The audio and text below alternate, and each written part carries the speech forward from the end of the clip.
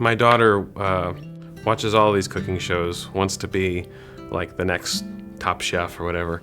And when my wife recently had her wisdom teeth out, she had to drink a bunch of smoothies and milkshakes and eat applesauce, like all the non-solid foods that you have to do after wisdom teeth surgery. And my daughter was going in the kitchen, and she loved to surprise mommy and figure out how to make like different smoothies. And she'd peel a banana, and she'd like throw an apple in, and that kind of changing it up. But one thing she figured out was that Metamucil was really helpful to mommy, and so she would pick the different flavor and try and figure out like whether the orange flavor would mix better with the banana or the berry Metamucil would mix better with and make little meta smoothies. That was really fun, really like a cute way for her to help out, but also my wife really enjoyed them.